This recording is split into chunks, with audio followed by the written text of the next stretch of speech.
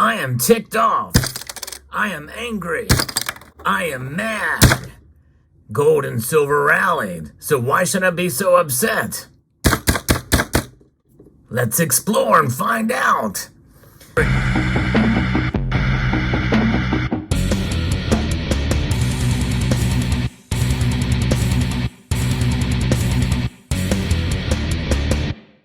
Yeah, doesn't it figure the biggest gold and silver coins in this stack did not fall over, and I'm the biggest meaning in diameter.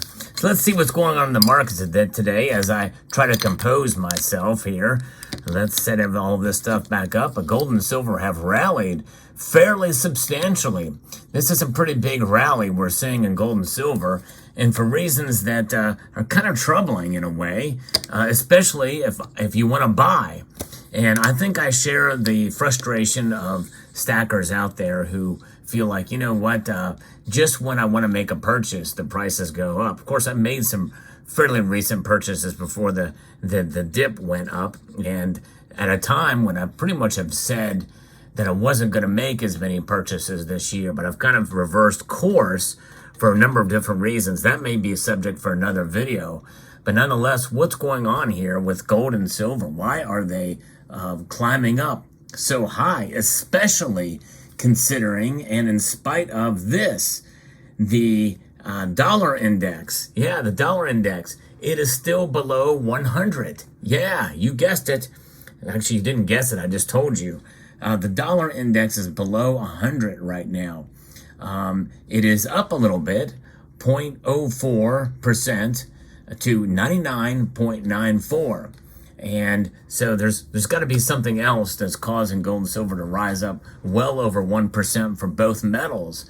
In fact, as I record this video, gold is up 1.18%, up $23.10 to $1,978.60. Silver, on the other hand, is up as well over 1%, 1.05%, up over a quarter, up 26 cents now to $25.12. That's a pretty big rally. And so there is reasons behind it, and most of it has to do with the what the Fed is going to do. There's really the bottom line here. But I'm going to be referencing two different pieces that talk about this. One is RTT News, that says that prices of gold surged on Tuesday amidst the dollar's weakness. Easing inflation on the U.S. has strengthened hopes for an end to the Fed's rate hikes. But the dollar's weakness is not, it is still weak amidst the dollar's weakness, and is happening because of the emotional drivers that are pulling and pushing gold and silver up. You know, you think about it, I kind of thought this was kind of baked in and figured we kind of just sail through the rest of the month here. But hey, they're going to lower rates at the end of this month. Most everybody feels that's going to happen, but it may be the last time, which means that gold and silver may ignore what the Fed does come July 25th and 26th when they have their meeting. We'll see. It'll be very interesting to see. Data released today showed that retail sales in the United States rising 0.2% in June versus 0.5% rise in the previous month, and expectations of an additional 0.5%. Monetary policy decisions by the Federal Reserve, the European Central Bank, and Bank of England are due in the coming weeks, and the CPI data from the UK is also due this week. But the dollar index, which is a measure of the dollar's relative strength against a basket of about 6 other currencies, has increased 0.14% to 99.98. Of course, it's a little bit lower than that now. Gold futures for August settlement surged 0.94% to trade at $1,974.75. They are now predicting that gold is going to reach $2,000 an ounce again.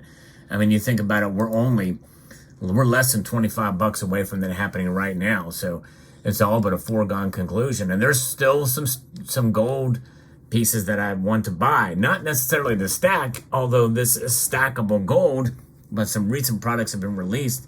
And man, I just can't catch a break. I want to buy it when it's lower. You know, I kind of had that purchase of those silver bars from First Majestic. I kind of got those at a fairly decent deal. but a larger purchase where you can kind of get hit harder on a price increase. But nonetheless, gold, in terms of its percentage, in terms of the amount of dollars, it's not too bad right now, but it's likely we're going to see the prices continue to rise. It looks like they're calling for gold to, again, reach over $2,000 an ounce. So I got to make a decision what I'm going to do, very, very soon, for a couple of different reasons. And moving money around to make it happen is another little bit of a challenge right now. But I think I might be able to pull that off. We'll just have to see. First world problems, indeed. But still, it angers me. You can't win sometimes. And that's okay. It's a very, very minor problem compared to the scale of other problems we have in the country and around the world, for sure. My little angry fit should not be taken seriously. I'm having a little bit of fun here, folks. But nonetheless, now let's see what Kitco has to say about this. Jim Wyckoff has a piece here about what's been happening today. And we saw a 2.5-month high today. And silver prices are also sharply up after and hit a 9-week high. All of this was not expected by me earlier. I didn't make the most recent prediction call it correctly, but that's after making a wrong prediction, thinking that silver especially would fall below $21 an ounce. Didn't happen. Not anywhere near that now. In fact, it is looking more and more likely, if things go at the pace they are now, that the only way I may be right overall is by the end of the year to see $28 silver. We're less than $3 away from that right now. And at the rate of increases we've seen over the last couple of days, really, we have had, we've had about an 8% rise in the past week for silver prices. That's pretty astounding. So we'll see how that plays out. Nonetheless, this is where it is. Now, we have a weaker than expected U.S. retail sales report that came out earlier in the morning. It's also supporting the ideas that the Federal Reserve can take its foot off the gas sooner and pause regarding its interest rate cycles. And August gold was last up, and we've seen silver rising as well too, and we'll see how this plays out. But I think that the antithesis to this that could send gold and silver almost literally crashing would be if they do decide to raise rates twice this year before the end of the year. But it's getting less and less likely, according to what most people expect, according to the Fed Watch tool. June retail sales were reported up 0.2% versus expectations of a rise of 0.5% month on month. This report, along with the U.S. employment report for June released in early July, seemed to fall into the sweet spot for these market watchers looking for a soft landing in the U.S. economy. No U.S. or global recession setting in would be a scenario for better global demand for metals. Global growth is not so strong as to prompt major central banks to continue tightening their monetary policies and raising interest rates, which would crimp demand for commodities. Asian and European stock markets were also mixed overnight. U.S. stock indexes are higher today, and we've seen that based off of some of these data that are coming out. Pretty amazing. Is the Federal Reserve able to thread the needle, per se? With the Dow Jones Industrials up now over 360 points, the NASDAQ up over 105, and the S&P up 32. Just what gives here? It's going to be very interesting to see how this all plays out. The other reason why I'm mad is because I am closer, much closer. I've got till the end of August, but it's not looking good for me to losing a bet on where silver is going to go.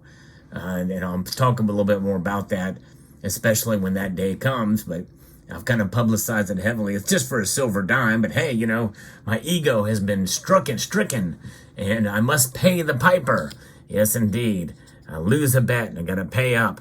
So I'm prepared. I'm preparing myself emotionally for this event, which will be coming, but will crush me into the ground, as it's going to be rubbed in my face, probably on my forehead. I wonder if a silver dime can stick to my forehead. I might try this. Let me see. Do I have a silver dime around here? Let's see if I do. Let me pull one out here. That's what she said. Let me find one that could potentially cause this to happen here. There's a silver dime. Will it stick to my forehead? Yes. It does stick to my forehead. You didn't see it, but it really did. It did stick to my forehead. All right, so there you have it. So that's my thoughts on the markets today. Crazy day. I'm a little bit upset, but hey, it's all in good fun. And I hope you all found this video informative, insightful, educational, and somewhat informative. A little bit kooky, a little crazy, but hey, we got to have fun from time to time. If you like this kind of fun, you should stop by the live streams. I do those every Tuesday, Friday, and Sunday at 6 p.m. Eastern Time. And I want to extend a multitude of gratitude to each and every one of you for taking the time to watch this video and all of my videos. I think you can watch all of my videos in about 3 seconds. I think it can be done. Just go and watch all. Put it on a repeat. No, I'm kidding. But thanks again, everybody. A multitude of gratitude to you all. And I want to encourage you to please rate. That means press that thumbs up button down below. Share the video across every single social media platform known to mankind and womankind and transkind. And comment and subscribe.